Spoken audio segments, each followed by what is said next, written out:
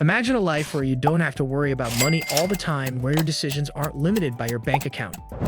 You want to be financially free and have the kind of freedom that most people can only dream of. How do you get there? You can get from where you are now to a life of financial freedom by following the steps in this video.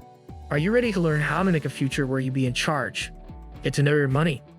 How well do you truly know your money, and are you aware of the surprising impact that even small, unnoticed expenses can have on your journey to financial independence? Figure out how much money you have coming in and going out. This is the first step to becoming financially independent. First, look at your cash, paying special attention to how much you get paid each month. If you work odd hours or are self-employed, divide your after-tax pay from the past year by 12 to get an average of how much you make each month. Next, write down all of your regular bills, spending, and debt payments. Look over your credit card and bank records from the past year to make sure you don't miss anything. Mark any cash withdrawals as other, and start keeping track of your cash spending to find out where your money is going. Finally, use this information to make or update your budget. Don't forget to include parts for investments and savings. If you find yourself in the red, you should look for ways to either cut your costs or make more money, or do both. Get out of debt. Are you ready to loosen your debt chains and learn how getting rid of high-interest loans can help you become financially free faster? To lower your costs, one of the best things you can do is pay off any high-interest loans you have, like credit card balances. The less you owe, the less interest you will have to pay each month. See if you can move your amount to a credit card with a low or no interest rate offer. This will help you pay off your debt faster. Just make sure to pay off as much of the debt as you can during the promotional time. Also, keep in mind what the full rate will be so you don't have to pay even more in interest. Paying off a mortgage is another way to become financially independent because besides property taxes and repairs, you'll no longer have to pay for most of your housing costs. Ask your lender how much more you can pay each month or each year without being charged extra if you want to pay off your mortgage faster. Don't spend more than you can afford. Are you aware of the hidden dangers of overspending and how living within your means can be the key to unlocking lasting financial independence? If you live below your means, you don't have to go without anything. It just means you spend less than you make. No matter what your idea of financial freedom is, if you spend more than you earn, you won't get there. That brings us back to planning and how to lower your monthly costs. First, be honest with yourself about what you need versus what you want. Could you get by without a car? If you want to save money and pay off your debt, are there things in your budget that you could cut back on or even give up for a short time? Are there cheaper ways to meet your real needs, like these ways to save on gas, or ways to split the cost with other people, like carpooling? If you've already done everything you can to save money and are still having trouble making ends meet, look at the other side of the equation. How much money you make. Bring in more money. What steps are you taking to boost your income, and could increasing your earnings be the missing piece in your quest for financial independence?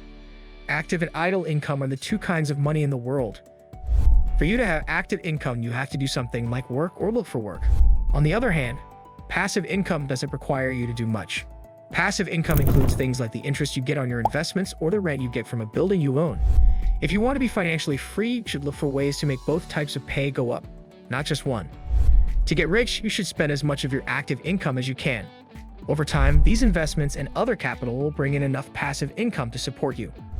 For instance, you could increase your active income by asking for a raise, getting a better paying job, working extra hours, starting a side business, or looking for short-term jobs like babysitting or housework. If you want to make more passive income, you could rent out your basement or a vacation home, put more money into your investments, or use different types of savings products to get the most interest. Put money into your future. Putting all your money into one business that makes money for you over time is not a good idea. You're more likely to keep making money in the long term if you spread your money around among many types of investments with different levels of risk. There are different types of investments that make up a diversified portfolio. Some are riskier but have more growth potential, like stocks, mutual funds, or exchange-traded funds. Others are safer and less risky, like bonds, and still others are very low risk or no risk, like certificates of deposit or high-yield savings accounts that are backed by the FDIC. Once you have a budget that includes a regular amount to save for the future, set up direct deposits or transfers to your investment and savings accounts to make saving easier. Then sit back and watch your nest egg grow.